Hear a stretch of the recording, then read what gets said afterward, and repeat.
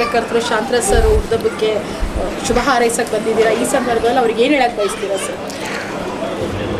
ಶಾಂತರಾಜ್ ಅವರು 100 ಕಾಲ ಅವರು ಆರೋಗ್ಯವಾಗಿ ಇದೇ ರೀತಿ ಇರಲಿ ಅಂತ ನಾವು ಹಾರೈಸ್ತೀವಿ. ಅವ್ರ ಬಗ್ಗೆ ನನಗೆ ಹೆಮ್ಮೆ ಏನಂತಂದರೆ, ಲೇಖನಿ ಅಂದರೆ ಏನು ಅಂತ ಅವರು ಬರವಣಿಗೆ ಮೂಲಕ ಸುಮಾರು ನಾನು ಕಂಡಂಗೆ ಒಂದು 30 ವರ್ಷಗಳ ತನಕ ಅವ್ರದ್ದು ಪತ್ರಿಕೆಗಳೆಲ್ಲ ನೋಡಿದ್ದೀವಿ, ಮ್ಯಾಗ್ಝೀನೆಲ್ಲನೂ. ತುಂಬ ತೀಕ್ಷ್ಣವಾದ ಬರವಣಿಗೆ, ತುಂಬ ಚೆನ್ನಾಗಿದೆ ಅವ್ರ ಬರವಣಿಗೆ. ಲೇಖನಿ ಅಂದರೆ ಏನು ಅನ್ನೋದನ್ನು ಅವರು ಈ ಬರವಣಿಗೆ ಮೂಲಕ ತೋರಿಸಿದ್ದಾರೆ ಮತ್ತು ಉತ್ತಮ ಸಾಹಸಗಳು ಮಾಡಿದ್ದಾರೆ.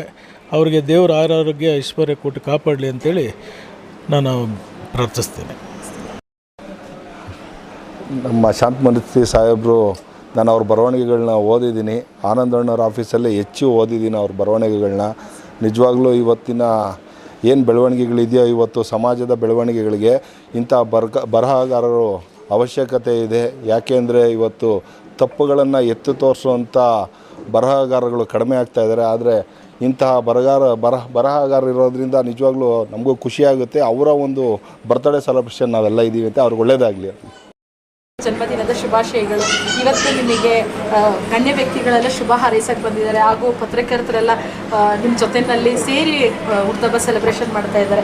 ಏನು ಹೇಳಕ್ಕೆ ಬಯಸ್ತೀರಾ ಸರ್ ಎಲ್ರಿಗೂ ಈ ಸಂದರ್ಭದಲ್ಲಿ? ನನಗೆ ಆನಂದ್ ಕುಮಾರ್ ಸಾಹೇಬರು ಬರಬೇಕು ಅಂತ ನಾನು 3 ಗಂಟೆವರೆಗೂ ಕಾಯ್ದಿದ್ದು.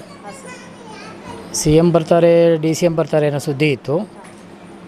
ಅವ್ರ ಕಾರ್ಯಕ್ರಮಗಳು ಸಾವಿರಾರು ಇರ್ತದೆ. ಹಾಗಾಗಿ ಶಾಂತರಾಜು ಏನೇ ಪ್ರಾಮುಖ್ಯ ಏನಲ್ಲ ಇಲ್ಲಿ.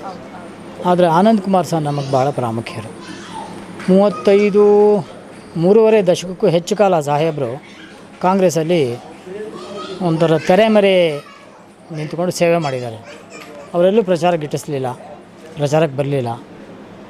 ಅಂಥವ್ರನ್ನ ಕಾಂಗ್ರೆಸ್ಸು ಗುರುತಿಸಿ MLCನೋ MP ನೋ ರಾಜ್ಯಸಭಾನೋ ಏನಾದರೂ ಒಂದು ಕೊಡಬೇಕಾಗಿತ್ತು. ಯಾಕೆ ಆ ಬಗ್ಗೆ ಸಿದ್ದರಾಮಯ್ಯನವರಾಗಲಿ DK ಶಿವಕುಮಾರ್ ಅವರಾಗಲಿ ಯೋಚನೆ ಮಾಡ್ತಾಯಿಲ್ಲ ಅಂತ ನನಗೆ ತುಂಬ ಕಳವಳ ಆಗುತ್ತೆ. ಈಗಲಾದ್ರೂ ಈಗೇನು ಆನಂದ್ ಕುಮಾರ್ ಸರ್ಗೆ ಇಳಿ ವಯಸ್ಸೇನಲ್ಲ, ಅವರು 6 ದಶಕ ದಾಟಿ ಮುನ್ನಡೆದಿದ್ದಾರೆ. ಇನ್ನು ಕಾಯೋದ್ರಲ್ಲಿ ಅರ್ಥವಿಲ್ಲ. ಹಾಗಾಗಿ ಅಂಥವ್ರನ್ನು ಈಗಲಾದರೂ ವಿಧಾನ ಪರಿಷತ್ತಿಗೆ ನೇಮಕ ಮಾಡಬೇಕು. ನಾವೆಲ್ಲ ಅದಕ್ಕೆ ಪತ್ರಕರ್ತರೇ ಭಾಳಷ್ಟು ಜನ ಸೇರಿ ಒಂದು ಮನವಿ ಕೊಡ್ತಾಯಿದ್ದೀವಿ CMಗೆ ಮತ್ತು DCMಗೆ. ಅದಾಗಬೇಕು ಅಂತ ನನ್ನ ಆಸೆ.